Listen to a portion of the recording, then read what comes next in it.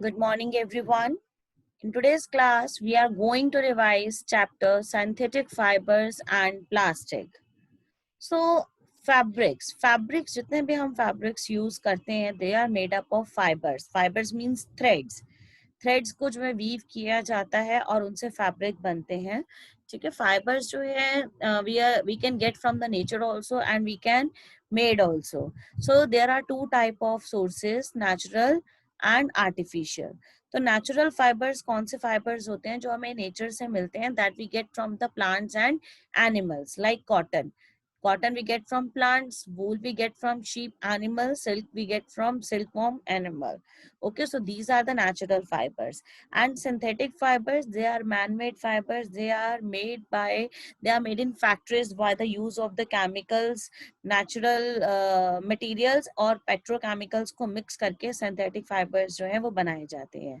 जैसे कि example हो गया इसका rayon, nylon and polyester. So these are the differences between natural fibers and synthetic fiber. So synthetic fiber बनते कैसे हैं? Like if we see कि एक जो नेकलेस है, it is made up of small beads. वो छोटे छोटे बीड्स को मिलाकर बनता है. इसी तरह सिंथेटिक फाइबर भी जो है वो छोटे छोटे यूनिट्स को बनाकर जो है मिलाकर बनता है. उन स्मॉल यूनिट्स को हम क्या कहते हैं? मोनोमर्स. और जब ये स्मॉल यूनिट्स कंबाइन हो जाती हैं तो दे फॉर्म पॉलीमर. तो सिंथेटिक फाइबर जो है वो स्मॉल यूनिट्स के साथ बना होता है जो कि कंबाइन होकर पॉलीमर बनाती हैं.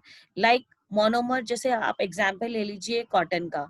Cotton is a natural fiber, तो it is also a polymer.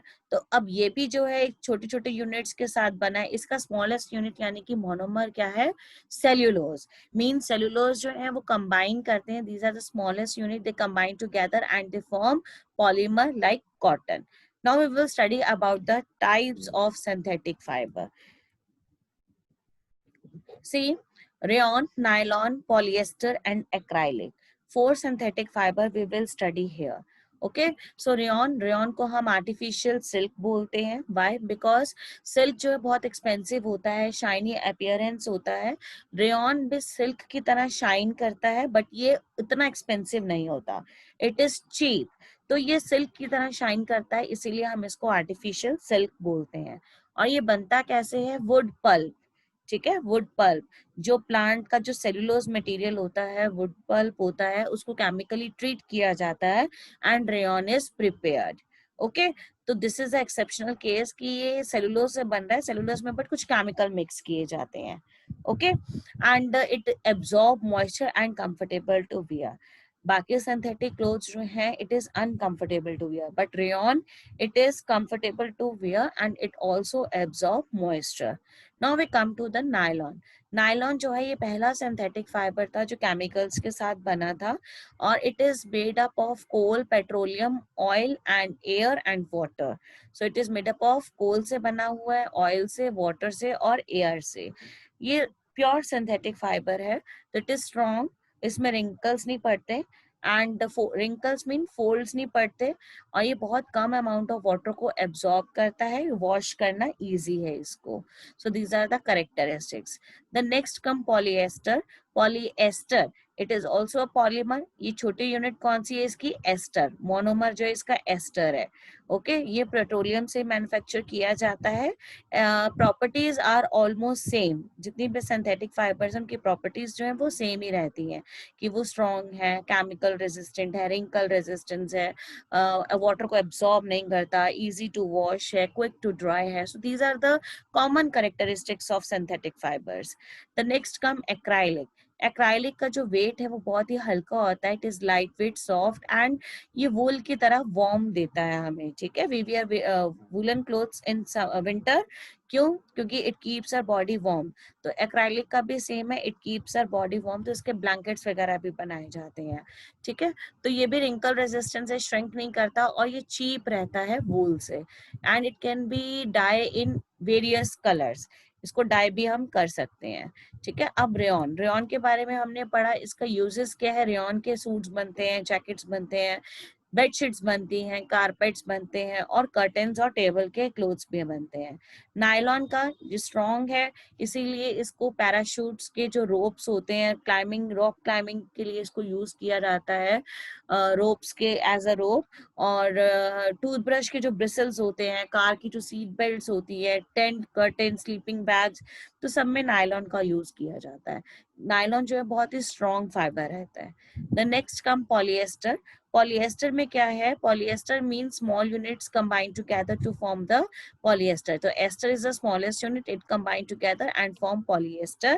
अब polyester fibers जैसे टेरिलीन है, टेरिलीन को हम डैक्रॉन भी बोलते हैं, ठीक है, इसको बहुत ही फाइन फाइबर्स में भी हम ड्रॉ कर सकते हैं। And the second type of polyester is PET. PET की फुल फॉर्म पॉली एथिलीन टेरेफ्थलेट, ठीक है, इसको हम वायर्स बनाने के लिए, बॉटल्स बनाने के लिए या यूटेंसिल्स और अदर प्रोडक्ट्स बनाने के लिए हम पेट का यूज करते हैं, पॉलिएस्टर का यूज करते हैं। नाउ अगर हम डिफरेंट फाइबर्स को कंबाइन कर दें, उससे हमें नया फाइबर मिलता है, तो that is called blended fibre.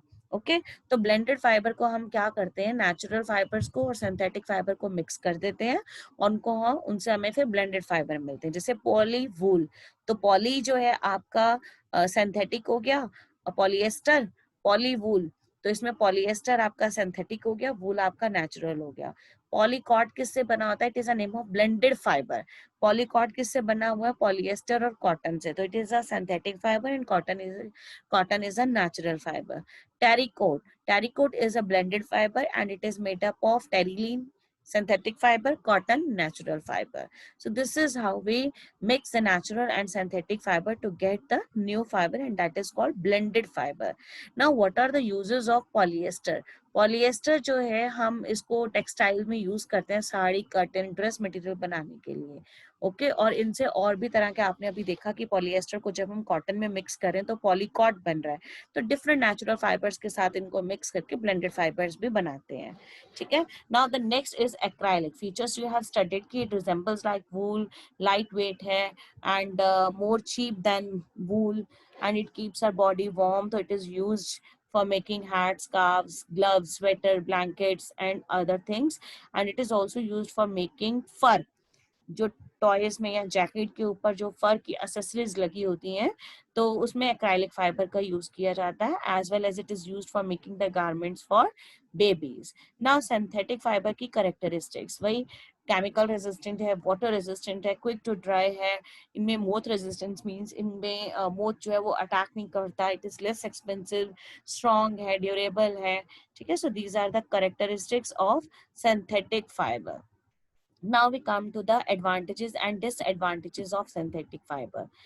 Advantages क्या है कि इनका कलर फेड नहीं होता, कलर रेजिस्टेंट है, मोथ रेजिस्टेंट है, इन पे रिंकल्स नहीं पड़ते, ठीक है, स्ट्रॉन्ग रहते हैं, इजी टू मेंटेन है, श्रिंक नहीं होते, लेस एक्सपेंसिव है। So all these are the advantages of synthetic fibres. And disadvantages क्या है कि ये मॉइस्चर को एब्जॉर्ब नहीं करता, तो उसको हम समर में नहीं पहन सकते, because in summer we sweat more, तो वो स्वेट जो है वो एब्जॉर्ब नहीं होता and it is uncomfortable to wear. And second disadvantage क्या है कि ये कैच करता है फायर को इजीली, इनको आयरन करना भी डिफिकल्ट रहता है, ठीक है। And we should not wear synthetic clothes in kitchen, because kitchen में जब सिंथेटिक फाइबर्स जो है ये बहुत कैच करते हैं जल्दी फायर को, तो जब हीट होगी तो ये मेल्ट हो जाएंगे, मेल्ट होंगे तो बॉडी पे स्टिक हो जाते हैं, hence it is recommended that one should not wear synthetic clothes while working in the kitchen. The next topic comes plastic. Plastic is also a polymer, ठीक है, इसमें भी पॉलीमर्स होते हैं, छोटी छोटी यूनिट्स होती हैं जिनको अरेंज किया जाता है। लीनियर पॉलीमर मींस एक लाइन में उनको अरेंज कर दिया छोटे यूनिट्स को, ब्रांच मींस उनको ब्रांच में अरेंज कर दिया, क्रॉस लिंक में अरेंजमेंट ऐसा होगा, नेटवर्क में arrangement you can see from the figure. Okay, now plastic जो है टू टाइप्स के होते हैं, thermosetting and thermoplastic. Thermosetting means एक बार उसको सेट कर दिया तो उसको हम चेंज नहीं कर सकते, चाहे हम उसको हीट करें, हीट करने के बाद भी वो मोल्ड नहीं होते, उनकी शेप को हम चेंज नहीं कर सकते। बट थर्मोप्लास्टिक कैसा प्लास्टिक होता है कि अगर हम उसको हीट करते हैं तो प्लास्टिक जो है वो मेल्ट हो जाता है और हम इसको इजीली बेंड कर सकते हैं, कोई भी शेप जो है वो उसमें मोल्ड कर सकते हैं। So this is thermoplastic that can be bent easily, can be softened by heating and can be reshaped. Thermosetting plastic इसका बिल्कुल ऑपोजिट है. ओके. नाउ जो हमारे प्रेशर कुकर के जो हैंडल्स होते हैं that are made up of thermosetting plastic. वो भी प्लास्टिक के बने होते हैं बट वो बेल्ट नहीं होते. ठीक है. तो that is made up of thermosetting. Okay. And bakelite, it is also a type of plastic जिसके इलेक्ट्रिकल स्विचेस बनते हैं. दैट इलेक्ट्रिकल स्विचेस भी जब करंट पास होता है तो वो मेल्ट ना हो जाए, इसलिए उसको बेकेलाइट थर्मोसेटिंग प्लास्टिक का बनाया जाता है. Now material as of choice. Plastic को हम as a material of choice क्यों लेते हैं? क्योंकि प्लास्टिक का वेट बहुत लाइट होता है, प्राइसेस का लोअर है, स्ट्रेंथ इसकी गुड है, इजीली हैंडलिंग हो जाता है. और प्लास्टिक के जो कंटेनर्स होते हैं ना वो रिएक्ट नहीं करते. जैसे हमने पिकल्स वगैरह स्टोर करते हैं तो हम प्लास्टिक के उसमें करते हैं. भाई क्योंकि मेटल में जब हम उनको पिकल्स को स्टोर करके रखते हैं तो मेटल जो है वो उसके साथ पिकल्स के साथ, पिकल्स में एसिड होता है उसके साथ रिएक्ट कर जाता है एंड इट कैन बी मतलब स्पॉइल द पिकल. तो बट प्लास्टिक जो है वो नॉन रिएक्टिव रहता है, ये जल्दी जो है वो रिएक्ट नहीं, ये किसी के साथ रिएक्ट जो है वो नहीं करता. And it is a poor conductor of heat and electricity. और इसमें हीट और इलेक्ट्रिसिटी इजीली जो है वो ट्रांसफर नहीं होती. इसीलिए प्लास्टिक को जो है स्विचेस बनाने के लिए भी यूज किया जाता है और प्रेशर कुकर के हैंडल्स बनाने के लिए भी यूज किया जाता है. बट प्लास्टिक से जो है हमारा एनवायरमेंटल पॉल्यूशन भी हो रहा है, क्योंकि प्लास्टिक जो है वो हमारा नॉन बायोडिग्रेडेबल है.